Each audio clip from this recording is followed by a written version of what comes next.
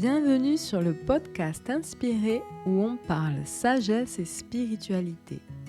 Je m'appelle Marie Ribeil et je suis conteuse de l'âme. Je vous aide à rayonner votre lumière et à cultiver la résilience au quotidien en vous montrant le chemin d'une spiritualité simple, intime et sacrée. Une quête de soi pleine de profondeur et d'humilité que je vous partage à travers la douceur de ce podcast. Je vous souhaite une belle écoute. Bonjour les amis, j'espère que vous allez bien. Alors, pour ma part, je viens de terminer de purifier et nettoyer toute ma maison, tout simplement parce que hier soir, on a vécu un événement qui a fait remonter pas mal de mes peurs enfantines et je me suis dit que ce serait intéressant de vous le partager. Tout simplement parce que si vous êtes, comme moi, parent d'un enfant qui a des capacités ou une sensibilité médiumnique, ça pourra peut-être vous aider à le rassurer, à l'accompagner, à répondre à ses questions. Parce que croyez-moi, c'est pas évident de vivre avec ces phénomènes, surtout quand on est si petit, même grande d'ailleurs, parce que moi-même, après tant d'années à vivre ça au quotidien, j'ai parfois encore du mal à m'y habituer. Certainement parce que je suis une grande trouillarde dans l'âme. Mais en tout cas, j'espère vraiment que cette capsule pourra vous aider à prendre votre enfant au sérieux si jamais il est témoin de phénomènes. Parce que ça peut être réellement traumatisant. Et il est important d'en parler et d'accompagner l'enfant. Alors, pour vous expliquer ce qui s'est passé hier soir, c'est simplement que ma fille, alors qu'on était en train de dormir, m'a appelée en panique totale. Donc je suis montée à l'étage en me dépêchant, parce qu'elle avait l'air vraiment effrayée. Et quand je suis montée en haut, quand je suis arrivée en haut du couloir, j'ai senti une présence et j'ai traversé un courant d'air froid. Et donc je me suis doutée que c'était ça le problème parce qu'elle avait déjà vécu ça il y a quelques mois. Et du coup, je suis rentrée dans sa chambre et là, elle m'a expliqué qu'effectivement, elle avait senti une présence, qu'elle s'était aussi sentie observée. Et que sa petite lampe sur son chevet s'était allumée et avait clignoté plusieurs fois. Alors, c'est là le problème, c'est que sa lampe n'a pas de pile et qu'elle se branche à un port USB pour pouvoir fonctionner. Or là, elle était débranchée, d'ailleurs il n'y avait pas de port USB dans sa chambre, donc elle ne pouvait pas fonctionner, d'où sa terreur, ce qui est bien normal. Du coup, j'ai pris le temps, forcément, de parler avec elle, de la rassurer. Et ensuite, j'ai nettoyé et purifié la chambre, celle qui me l'a demandé. Bon, je l'aurais fait quand même de toute façon. Et puis, je suis retournée me coucher. La nuit s'est très bien passée. Et d'ailleurs, ma fille est très courageuse. Moi, je ne l'étais pas autant quand j'étais gamine. Donc, mais il y a une raison à cela et c'est d'ailleurs le but de cette vidéo, vous l'expliquer. Parce que justement, moi, quand j'étais enfant, personne dans mon entourage n'était ouvert à tout ça. Ni à la spiritualité, ni au paranormal, ni à la sagesse d'ailleurs. Ma famille en manquait beaucoup de ça, de la sagesse. Et du coup, c'était impossible pour moi d'en parler parce que j'avais trop peur soit qu'on ne me croie pas, soit qu'on se moque de moi, soit qu'on m'engueule tout simplement. Donc du coup, la première fois que j'ai vécu un phénomène, je devais avoir 8 ans. C'était dans ma chambre, dans les mêmes conditions que ma fille. Ma fille, elle, a 12 ans actuellement. C'est-à-dire que je me préparais à dormir, j'étais dans l'obscurité. J'étais pas du tout dans un demi-sommeil.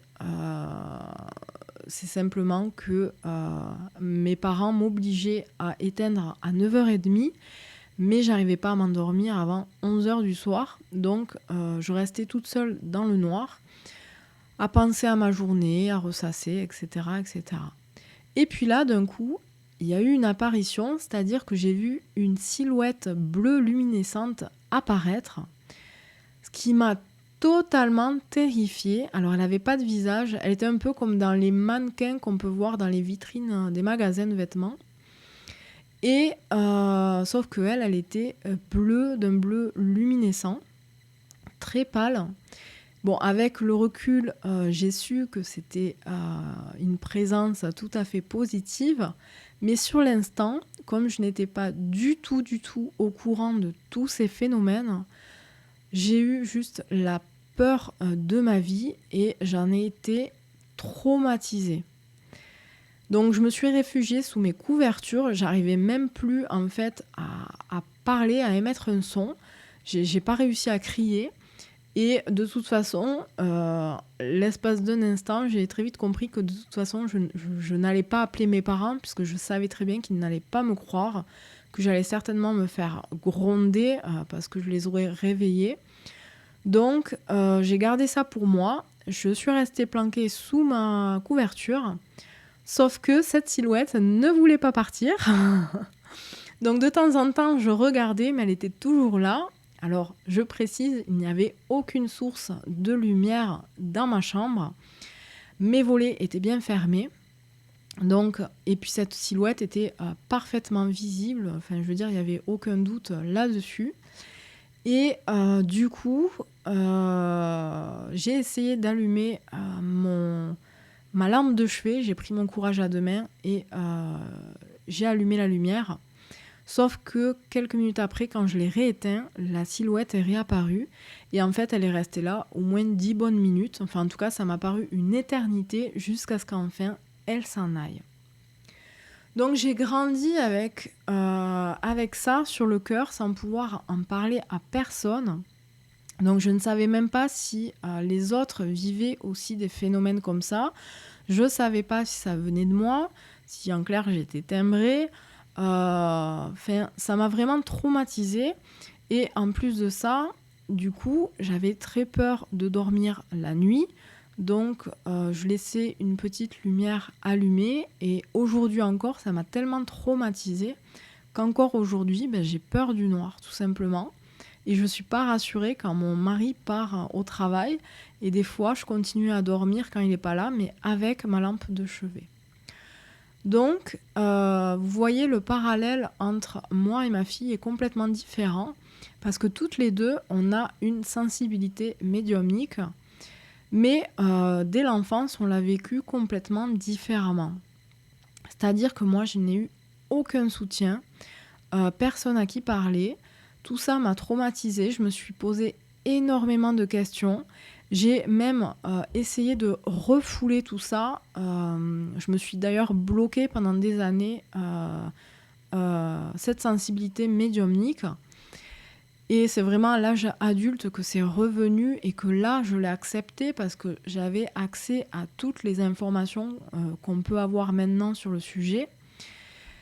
Tandis que ma fille, ce fut différent, comme moi j'étais passée par là et comme je savais très bien la souffrance que c'était de l'avoir vécu toute seule dans mon coin, la première fois qu'elle l'a vécu, alors je pensais pas d'ailleurs qu'elle le vivrait, je pensais qu'elle était plutôt comme mon mari, d'un tempérament très terre-à-terre, pragmatique et pas vraiment spirituel.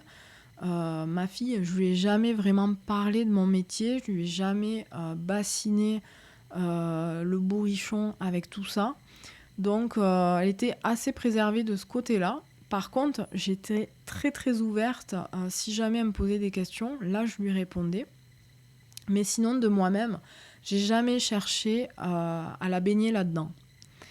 Et il y a quelques années, en fait, elle a vécu son premier phénomène avec des témoins d'ailleurs. Nous étions plusieurs témoins, et dont mon mari aussi, et plusieurs personnes qui d'ailleurs, elles aussi, étaient fermées, mais qui depuis y croient. Et ma fille, du coup, en vivant ce premier phénomène, a eu vraiment très très peur. Ça m'a vraiment rappelé ce que moi j'avais vécu dans l'enfance. Et du coup, j'ai passé ce jour-là, j'ai passé une bonne heure en fait à la rassurer et à répondre à toutes ces questions. Parce que forcément, elle m'a demandé qu'est-ce que c'était ces phénomènes. Et c'est là que je lui ai appris ma vision des choses, mais je lui ai bien spécifié que c'était ma vérité à moi, parce que moi, je l'avais vécu, qu'elle, elle était en train de le vivre, mais que il était important de toujours tout remettre en question, parce qu'au final, même si on a certaines connaissances et un certain savoir, on reste malgré tout ignorant. Et c'est bon de toujours tout remettre en question. Donc ça, c'est un point très important que je lui ai partagé. Et évidemment, je lui ai expliqué que c'était la visite d'un défunt qui avait besoin d'aide et qui avait besoin qu'on l'aide à passer dans la lumière. Donc, c'est ce que j'ai fait ce soir-là. J'ai aidé ce défunt à passer dans la lumière. Mais du coup, j'en ai profité pour aborder ce sujet avec elle et lui expliquer que oui, selon en tout cas ma vérité, il existe une vie après la mort, que la mort ne doit pas être un tabou, elle ne doit pas être quelque chose vu avec effroi, ça fait partie de la vie, du processus de la vie, et quelque part c'est pas une fin en soi puisque notre vie terrestre s'arrête, oui, mais autre chose nous attend derrière et c'est là que se situe le grand mystère évidemment. Et bien évidemment, je lui ai dit que il ne fallait pas avoir peur de ces phénomènes parce que les défunts qui venaient et qui se manifestaient n'étaient pas là pour nous faire peur, mais simplement pour signifier leur présence et exprimer leur appel à l'aide tout simplement. Et c'est normal quand même d'avoir peur, on reste humain et quand on n'est pas habitué à tout ça, ça n'est pas naturel pour nous. Donc forcément, parce que la société a mis un gros tabou là-dessus, mais forcément c'est normal d'avoir peur. Mais l'important est de maîtriser et d'apaiser cette peur. Et quand on arrive à intégrer le fait que tout ça finalement c'est réel et que ça fait partie de la vie, alors du coup nos angoisses ont tendance à s'apaiser et on vit mieux tout ça, tout simplement. Donc du coup j'ai passé, comme je vous l'ai dit, une bonne heure à répondre à toutes ces questions et sauf que hier soir c'était un autre type d'entité qui est venue. C'était une entité de basse énergie, on va dire, de base astrale. C'était pas un défunt. Et là, effectivement, c'était moins rigolo. C'était moins rigolo parce que ça faisait déjà 2 jours que je vivais des attaques. Après, c'est ma faute. Par flemme, je n'avais pas purifié et nettoyé ma maison avant. J'aurais dû le faire.